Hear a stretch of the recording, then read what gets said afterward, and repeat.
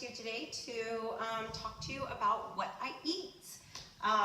So basically, some of you have heard of intermittent fasting. I have been doing intermittent fasting for 3 years now. I started that in 2016.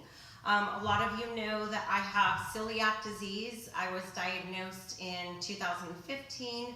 My whole life I've had gut issues and all kinds of issues with my health and my body and things like that. So, but I wasn't finally diagnosed until 2015. In 2016, like I said, I started intermittent fasting, and after I had already been doing that for a few months, I actually found out that I had a lot of different food sensitivities. I mean, a lot of food sensitivities. So working with a nutritionist at the time, I told her I did not want to stop doing the intermittent fasting because I loved it and I loved how my body was responding to it. Sorry, this piece of hair keeps getting in my way. I told her that, you know, I loved how my body was responding to it, and I wasn't there to seek out a special diet in that type of form. I was there to actually just basically seek out to see if I had any food sensitivities. And so I went through what was called LEAP Now, L-E-A-P Now. And it's blood test that was done through Oxford facility. I can't think of all the names right now. I'd have to look it up online. But I basically had a ton of blood work done and worked with a nutritionist, and based off of all of that, I found out all of my food sensitivities. And so here I was doing intermittent fasting, and then I found out all these food sensitivities, and basically at that point I was hardly eating anything. I mean, I probably had a variety of maybe 8 to 10 foods at that time that I was eating. So when I started intermittent fasting 3 years ago, again, 3 years, I've been doing that for 3 years, I did not start this as a weight loss diet challenge or anything like that. In fact, if you know me, you know that I do not like fad diets. I believe in a healthy lifestyle. I believe in eating wholesome foods, foods that are nutrient dense. And what nutrient dense means, that means foods that hold a lot of nutrients and minerals, and foods that have vitamins in them. And so basically not a lot of prepackaged foods, things like that. So I believe in living a healthy lifestyle. And when I first started intermittent fasting, I started with a time frame of 11 a.m. to 6 p.m. So I ate in that window. And let me tell you, so intermittent fasting, if you don't know what intermittent fasting is, it's not a diet, for one. It's a lifestyle, and it cycles between, it's timed eating that cycles between fasting and non-fasting. So again, it is not a diet, and it's just a timed eating. And so when I first started, like I said, I was doing about 3 meals a day with maybe a snack somewhere in between there. And I ate between the hours of 11 and 6 p.m. and that was it. I stuck with the same type of foods I was eating, and my body responded really well. Like, I felt really good. I had a lot of energy. And the reason I started intermittent fasting in the first place was because I wanted to prepare my mind mentally for a big challenge that I was doing. I was going to be running a half marathon at Camp Pendleton, which is the Marine Corps base, and it was through the foothills of Camp Pendleton. So basically I was running over 13 miles, like, through the mountains of Camp Pendleton. I'm not a runner. I do not like to run. I won't even, if I'm gonna train to do any kind of run, a half marathon, a 5K, 10K, whatever, I do not train in the sense that I'll run so many miles and work up to more miles and keep running. I do not do that. I do not like to do that. So I will train my body as hard as possible doing Tabata workouts, a few runs here and there. And at that time I decided, okay, I need to go in this like mentally prepared. This is gonna be a huge mental challenge. Like, yeah, physically it's gonna be a lot, but mentally trying to tell myself not to stop, pushing myself through this. So I wanted everything I was doing to be as mentally as hard on my body as possible. So after researching intermittent fasting, I decided to start that. So that was 3 years ago. And my body responded very well. So basically, again, like I said, I was doing about 3 meals a day. And then in 2017, I just had a wild year that year. It literally started off the beginning of the year just pretty intense. Won't go into details in that. I have in my life testimony and things like that, but it just started off intense. And again, I was training for my second time doing the half marathon at Camp Pendleton. So with training for this half marathon again, my second time going through and coming into that new year in 2017, just a rough one coming into that year. My schedule was super busy and just things were going on in life, and all of a sudden I realized I was eating 2 meals a day. I was fasting all the way now until like 1 or 2 p.m. and I was like, oh my gosh, I haven't even eaten today. And so I ate, and I still stuck with the same foods. Like I, wasn't like eating crappy food or anything like that. So basically at that point I went to 2 meals a day. And I continued doing that through 2017. And in 2018, so a whole year ago, I decided to make it even more challenging on myself, and I went to OMAD. And if most of you don't know what OMAD is, that is 1 meal per day. So yes, I eat 1 meal a day. I've been doing that for a year. The only time I stopped doing that was, I don't know, a few months ago, I met with a doctor who is based out of Texas, again, to help me more with figuring out my microbes and my good bacteria and bad bacteria in my body, and helping me understand supplements more. And during that time, she put me on a different kind of diet. And so that was for about 9 weeks, and my body just did not do well.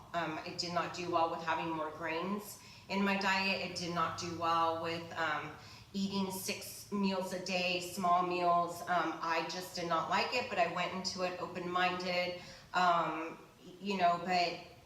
I gave it about, I think, 9 weeks. Actually, I was with her for about 9 weeks, but I actually started the intermittent fasting about 8 weeks into it, because I knew that my body just responds really well to that.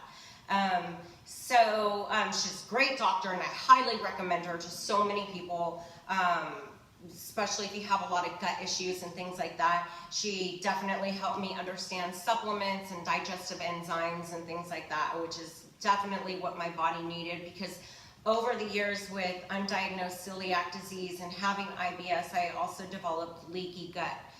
So if you don't know what that is, research it, look it up. It's not fun.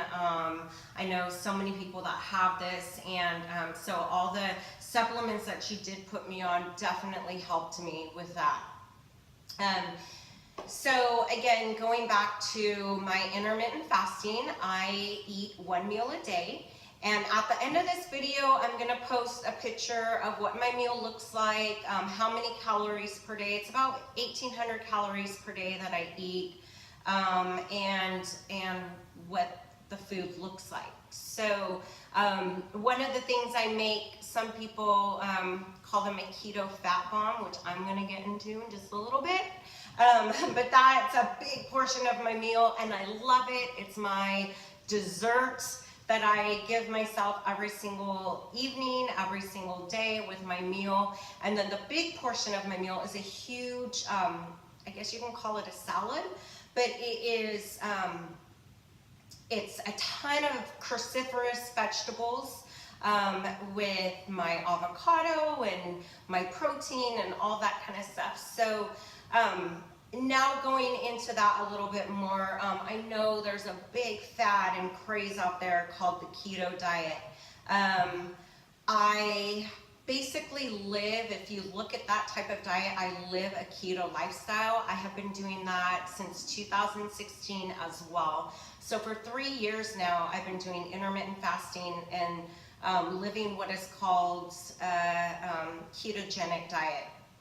I don't like to put a name to the type of lifestyle that I live because it's a lifestyle. It is a healthy lifestyle. If any name that I'm going to put to this, and I will stick firmly to this, you'll know if you talk with me all the time, one-on-one, my clients, they know that I do not call this, oh, I live on a keto diet. I do not call it that. If any name that I put to this, it's going to be called like a biblical nutrition lifestyle, basically. So from the beginning of time, not just in the book of Daniel, literally from the beginning of time, fasting has been implemented in the lives, like from the beginning of time.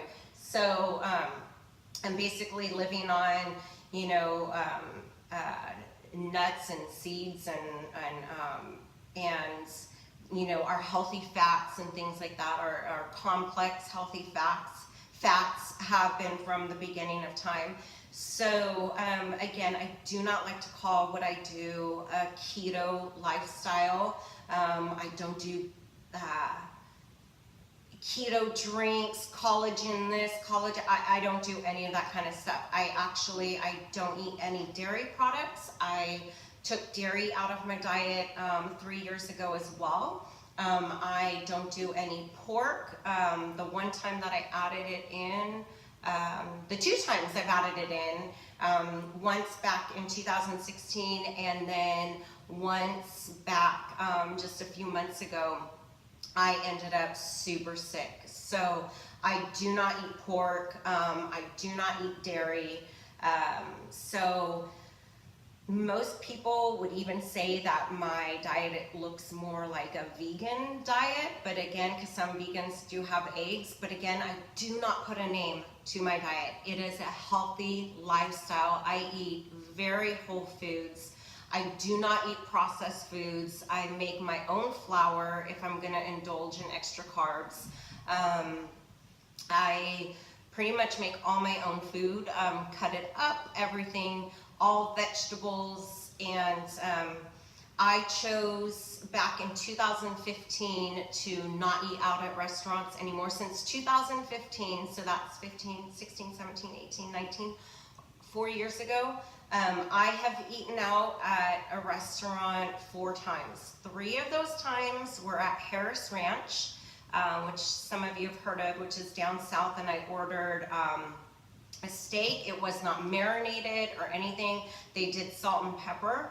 I talked with a cook. I talked with the manager. I talked with the cook from the kitchen. They gave me a steak. I don't even remember which kind because all of their steaks are marinated, but the one that I ended up having is their only steak that they do not marinate. So I had a steak. I had a baked potato with nothing on it. And I had steamed vegetables with no oil, nothing on it. That was it. So I had that 3 times at Harris Ranch. And one time I went to Santana Row to, I can't think of the name of the restaurant, but the Italian restaurant there, Maggiano's. Again, I just ordered very basic food, and that I did get cross-contaminated. I was sick after that. So again, in 4 years' time, I've eaten at 4 different places. I don't eat out at restaurants. I take my own food wherever I go, even to people's homes, things like that. I think since 2015, I've eaten at someone else's home with food that they've cooked, specially cooked it for me, and I felt comfortable maybe 3 times. So again, if you look at my diet, people would say, oh, you're on a keto diet. My carbs, I keep my carbs every single day to about 30 grams per day. Yeah, I don't think I ever really go over that. If anything, I stay under that. My calories are about 1,800 calories per day. And these are my net carbs. So this is even after subtracting my fiber from my carb total. So my net carbs, which is what you want to look at, your net carbs, I keep about 30 grams per day. Again, my calories are 1,800 grams per day, and or 1,800 calories per day. I said grams. And my fats are, I think, like 168 or like 70% of my calories per day. My protein is pretty moderate, low. I stay about 80 grams of protein per day.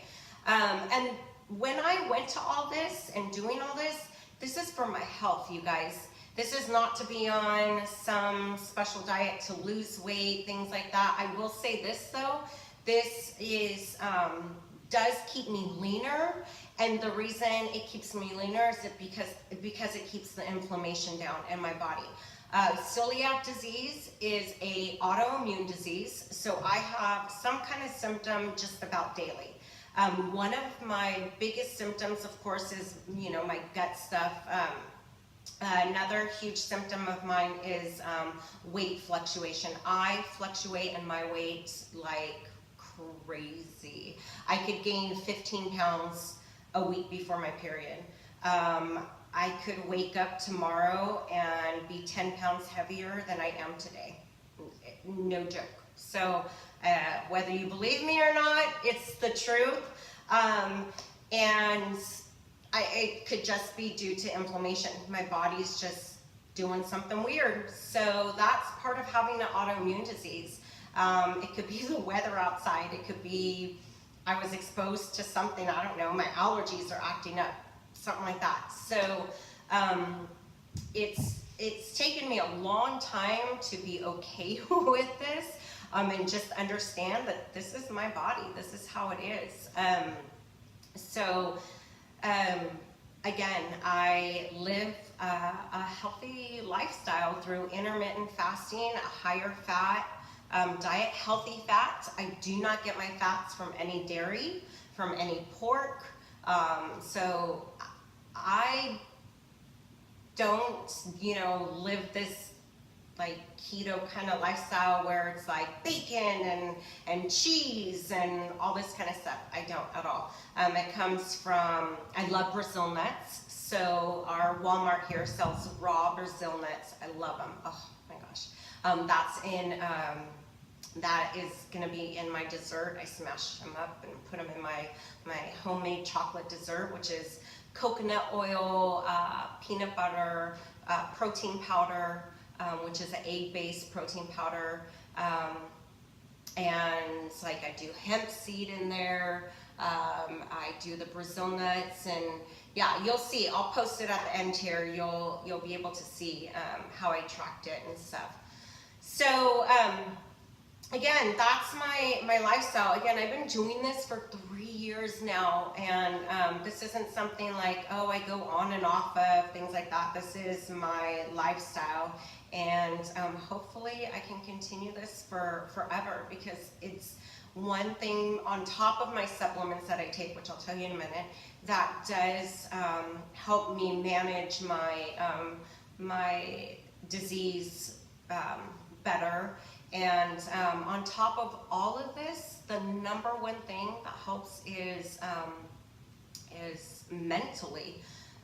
You know, I've had to work hugely on my emotional and mental part of my soul. I've had to work huge on that for my health. So on top of that and my nutrition, I feel that I'm living a very healthy lifestyle. So, you know, our nutrition is our medication.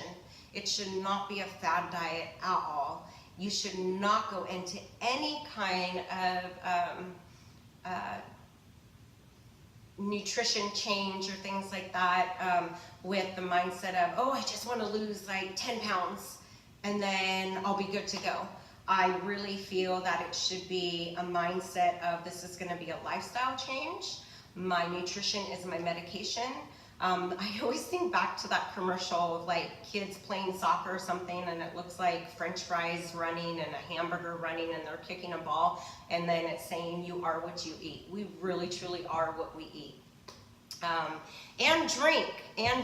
I do not drink any alcohol. The last time I had alcohol in my body was in 2011, and I had a couple sips of a beer.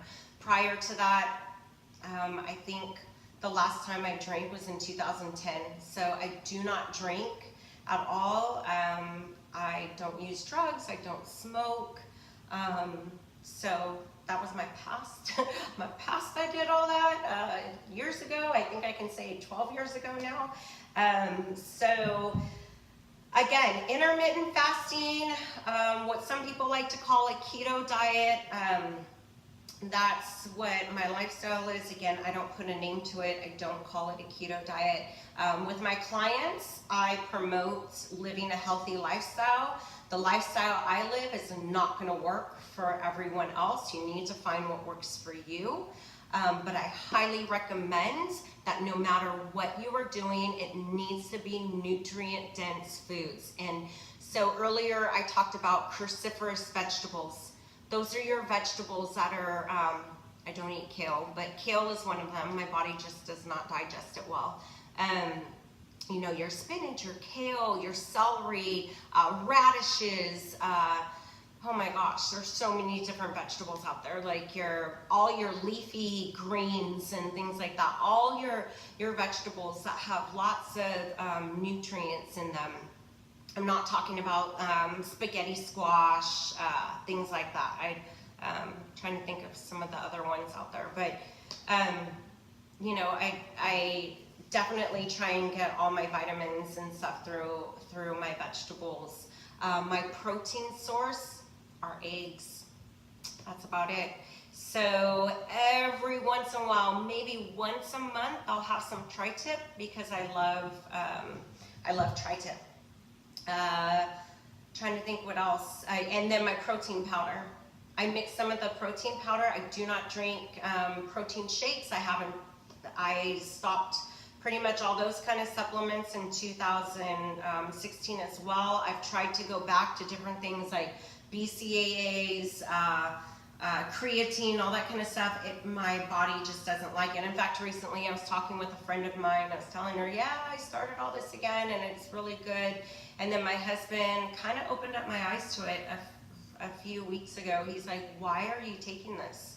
Like, what's it doing for you? I'm like, you know, good question. I don't know. I think it's still in my mindset of like, oh, bodybuilders, like, you know, we're working out all the time. I'm trying to build all this muscle and I need this in my body. My blood work's been fine. I go and have my blood work done a couple of times a year. My levels are all great, everything. So, I know that when I did start doing the OMAD, 1 meal a day, I ended up really, really sick because I had overtrained my body through workouts and different other kind of work I was doing. I was definitely overtraining, and I also wasn't getting the correct supplements in me. And so through the doctor that I was working with, she highly recommended digestive enzymes, which had never, ever been recommended to me before with any doctor, ever. Knowing that I have celiac disease, plus they never thought I had leaky gut, they would roll their eyes at me. That's a whole nother topic. But anyway, digestive enzymes and an acid balance, because I had acid reflux and regurgitation all the time. As soon as I started those, I am not kidding you, within 2 days, I could not believe how I felt after I ate. My stomach pain went away. I have lived with stomach pain my entire life. Like, I didn't even know what that felt like. I maybe had like no stomach pain maybe once a month. I don't know, maybe. So I kind of remembered what it felt like, but to have it on a consistent basis, I was in shock. And I know that is due to the digestive enzymes and the acid balance. So supplements that I take, a B complex. I take a B complex. And my pre-workout that I take every once in a while is a B complex pre-workout. And I take digestive enzymes, I take a probiotic, and I take an acid balance supplement.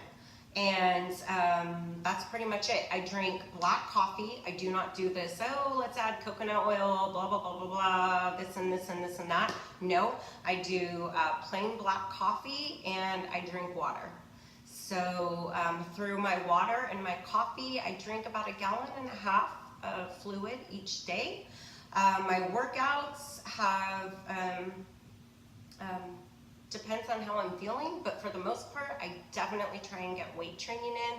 Highly recommend weight training. I know this is on nutrition today, but weight training, oh my gosh, it's so highly metabolic on our body. We burn so many calories, and most women think that lifting weights, they will get bulky. As long as your diet is clean and good, it will not bulk. You will not bulk up. And going back to alcohol, that's going to be a whole nother topic. But people have the myth of, oh well, alcohol turns into sugar in your body. It does not turn into sugar in your body. The way it is, that's a total myth. The way it is metabolized into your body actually can turn into, oh gosh, do I have this right? I think it can turn into fat in your body. Let me read it to you. Alcohol, so most people, the myth is alcohol turns to sugar in your body and that's why it makes you fat. No, that's not true. It actually will stop the fat burning process in your body. So say you've done all these workouts and everything, and then you like go all off on the weekend. Oh yay, you didn't have any alcohol throughout the week, and then you go on the weekend and you like just have all kinds of alcohol. It's going to stop that fat burning process that you just did throughout the week. But alcohol is transformed. Basically, let me read this. This is a common myth that alcohol is turned into sugar in your body. Since overconsumption of calories from alcohol can quickly make you fat. So it's basically, because of the way it's metabolized into your body, it's stored as fat in your body. So if someone's trying to lose weight, I highly recommend nutrient-dense meals. I don't say intermittent fasting. I leave that up to each individual, but I do highly recommend intermittent fasting. But again, I leave that up to each individual. Nutrient-dense meals, cut out the alcohol. Definitely cut it out. Unless you are at your maintenance, then maybe you can add it in here and there, but cut it out. You're gonna need to just get it out of your system. Again, the way it's metabolized into your body, it is stored as fat.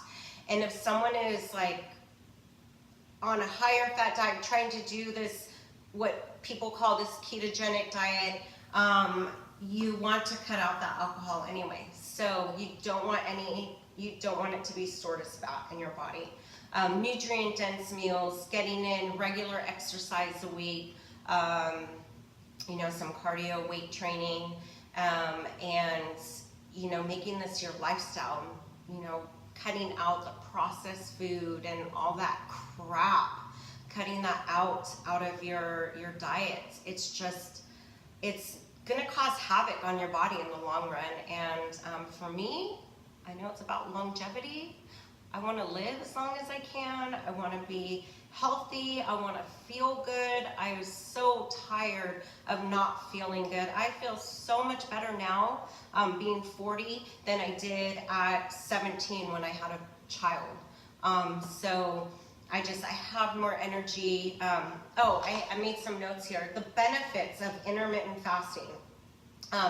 Improved mental clarity and concentration. Lowered blood insulin and sugar levels. Reversal of type 2 diabetes. Increased energy and growth hormone. So you can increase your growth hormone, especially if you add that weight training into it. Lower blood cholesterol, weight and body fat loss, improved fat burning, changes in your function of cells. Yes, it is. I know that intermittent fasting and keto diet and these things, it's kind of like in its infancy of what it's doing for longevity. But there you go. There's what I do. So if you have any questions, text me, email me, message me, whatever you want to do. Thank you for watching and listening. Have a good day. Bye.